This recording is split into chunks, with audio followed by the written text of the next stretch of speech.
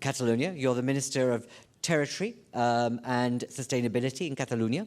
The question for me, and I think it's great to bring you in at this stage, given everything you've heard so far, there's this constant rhythm and issue about squaring the circle between local and national. And from your perspective and the experience you've had so far, how do you square the political circle between the national and the local level? And that's a nice fitting end to this conversation. Over to you.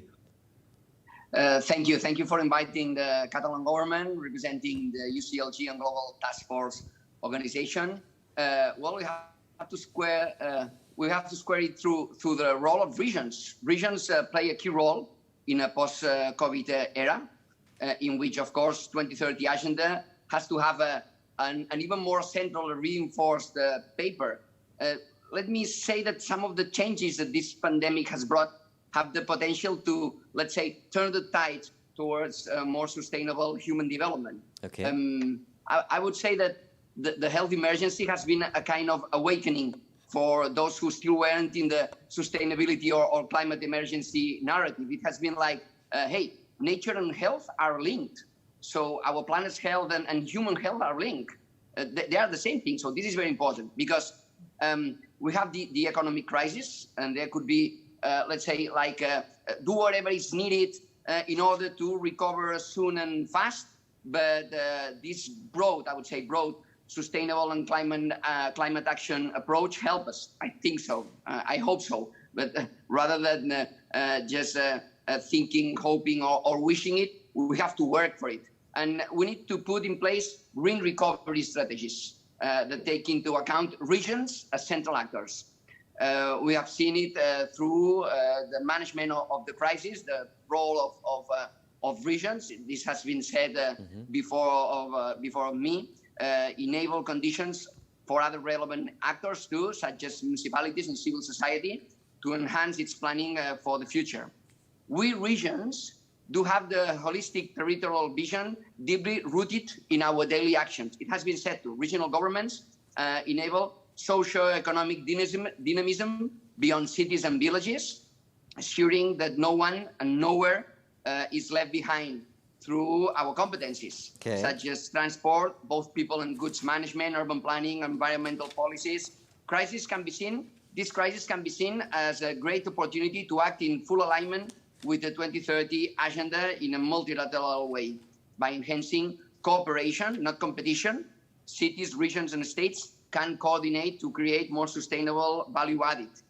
Cooperation and stakeholder involvement are key to democratize even further the policy frameworks, strategies, and plans necessary to overcome this period of crisis. We regions are here. We face the crisis, we face the recovery, and we want to be in the definition of these global strategies, global agendas, such the 2030 agenda or the urban agenda or the Green Deal. As the basis for the Recovery European plan. All of them are, for instance, the basis for the Catalan policies. So we act as a governance.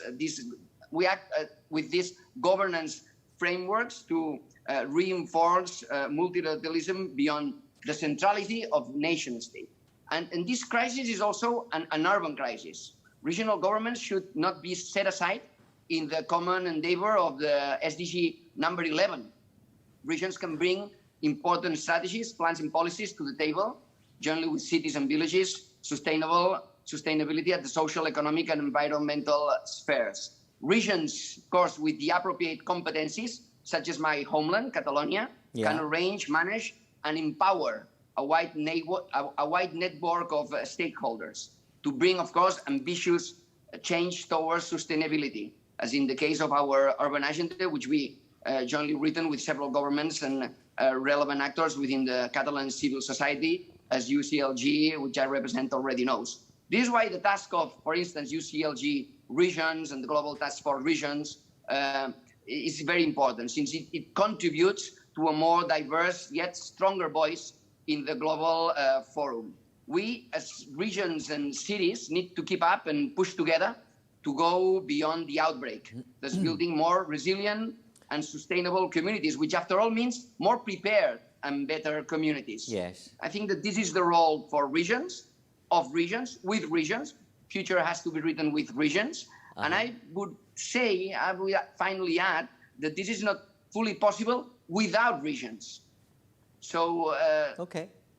I have to admit that I'm a little bit afraid of your second straightforward questions, Mr. Ganani. But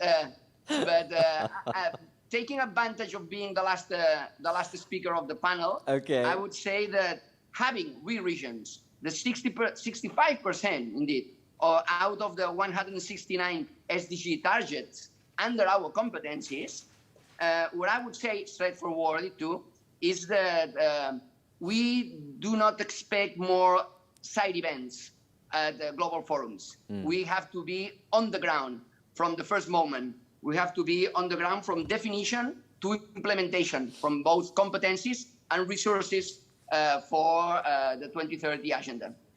Damià, so, no, it's not too difficult, I promise.